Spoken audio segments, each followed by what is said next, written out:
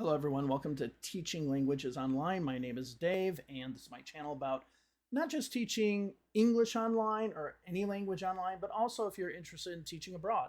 I've done that as well, so this is your channel to come to learn about the news of teaching online, where the industry is going, can you be successful at it, and whatnot. So welcome to the channel. Today I want to talk about italki. As you can tell by the title, wondering about, is italki dead? Now, if you look online, you see a lot of videos on how to get started on italki, how to do italki. In fact, it was the way that I got involved with italki, right? And I became an English teacher after being in another career for many, many years. I left it, became a teacher, and not only has it been more financially successful, it's actually been personally enriching. So it has been a great experience, right? But I do want to talk about the future of italki. Now, this isn't about the future of the business of online teaching. I'm actually going to do another video about that, maybe right after this one. But this is more about italki, and is italki as a platform either dead or going to die, or what is the future of italki? So, why am I making this video? So why am I even making this video? Around May, maybe June, italki all of a sudden saw an exponential increase in the amount of teachers they have on the platform. So one person has said in the chat forums that italki has added about 2,500 teachers. Now, the thing is before this happened, they only had 5,000 teachers. So 2,500 is an increase of 50% over the course of a few months. As a matter of fact, over the last 8 days, and today is September 10th, they have added about 265 teachers over the course of the last 8 days.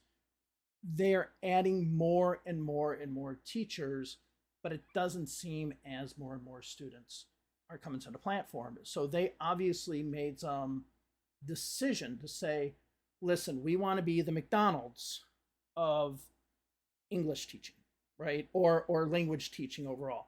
We're not going to be a professional teacher site. We are going to be a chat with somebody site, and you'll get paid and you'll give us some money for that privilege of getting you two connected. So that's where it seems as where the website is going right now. So is this good or is this bad? Well, it's bad if the demand isn't there. And do I think the demand is there? I don't know. So first of all, I used to get, before June, I used to get a new student about every week. Sometimes I'd get 2 new students a week. But over the last 3 months, I've only had 1 new student in the last 3 months. And there's no indication that this is going to change. And with that being the case, I don't know how new teachers are going to survive. I don't know how new community tutors are going to survive. If they're exponentially increasing the amount of teachers, but the supply isn't there, then you're going to start seeing a problem. And with the low rates that many of these teachers have, you're not going to get regular students. You're going to get somebody who wants to do a conversation practice once or twice to get prepared for an interview, and then you'll never see them again. And if they're adding as many teachers as they are right now, it might be another 3 months until you see another student. So it doesn't seem, they made this decision to do what they've done, but it doesn't seem like the students are there to fill this gap. You see a lot of people in the chat forums on italki talking about this, talking about how there's too many teachers, and a lot of new teachers are like, how do I get students? Well, italki is making it so it's impossible for you to get students.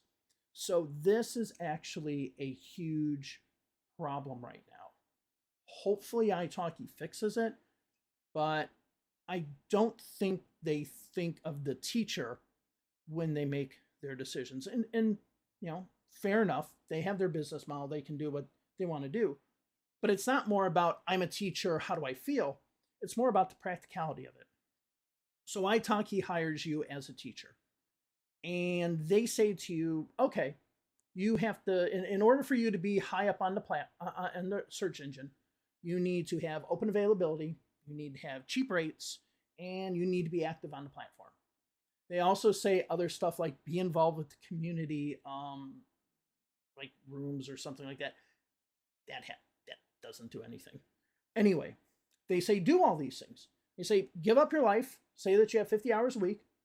Charge $8 an hour. Charge hardly anything, right? Make sure you're answering all your messages and make sure you're always available on that platform. Now, if you're a new teacher and you finally get your new student and they have conversation practice once or twice and they're done, and you don't get your next student for 3 months because this platform is absolutely filled with teachers, what's the incentive? Right? At that point, what's the incentive of me paying Italki 15% for each lesson if they're not going to put me in the search? Right? And this becomes the problem. And I don't think they thought about that. I don't think they thought about what is the incentive for the teacher to stay. Now, I think what they're trying to do is they're trying to get people on there for conversation practice so that they have some, Starbucks money or something like that, or some weekend spending money. But if you're telling somebody to have open availability, you're basically saying, make this your full-time job without being your full-time job, and you'll have 50 hours or 40 hours availability. And once that dart hits the dartboard, and that's the hour that someone does, well, you just got to be unavailable for that. It just doesn't make sense from a teacher's point of view. So we are now at this point with Italki where it is make or break for them.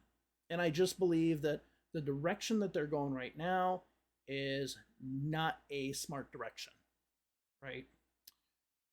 That being said, why is this happening? Well, obviously they made a choice to do this. Another possibility is with what's happened with the ESL world in China. A lot of teachers found themselves unemployed. A lot of teachers had to find new work, and a lot of teachers are finding that online. So it is actually flooding the online teaching market. Well, it's specifically flooding the online teaching platform market. So overall, is teaching online, teaching English online or any language online a good thing to do, a good career? Absolutely. It still is, right? It's where you go that matters. And in this situation, I don't see where Italki is going with this strategy. And it's a shame too, because if you take Verbling I think is an excellent platform, just doesn't do good marketing. I mean, I've been on there for years, rarely see anyone, but the platform is absolutely awesome. And the 2 students I had there actually took over 20 lessons each. So, I mean, they were regular students. And Preply is just a ripoff, right? But even Preply tries to do something for their teachers, and I think that's just because they're ripping them off. Italki kind of has to come to this moment where they got to determine what they want to do. I think that a lot of older teachers might stay around because they don't know what else to do. Unfortunately, a lot of teachers on Italki live by Italki and die by Italki. There's there really hasn't been an incentive to move on. But if you are going to be a new teacher on Italki, be aware, okay? You will be told that there are opportunities and that you can teach and you can make money by just speaking. But with the amount of people that they're bringing on the platform, it doesn't seem to be, I don't think it's going to be something that's going to be successful. Okay, now, the Italki algorithm right now, or the search engine, let's just call it, because I really don't know if there's any algorithm in it, basically has all new teachers. So even if you're somebody, it seems it has maybe 20 lessons under your belt, there's a possibility you can be dropped 1 lesson, 2 lesson, new.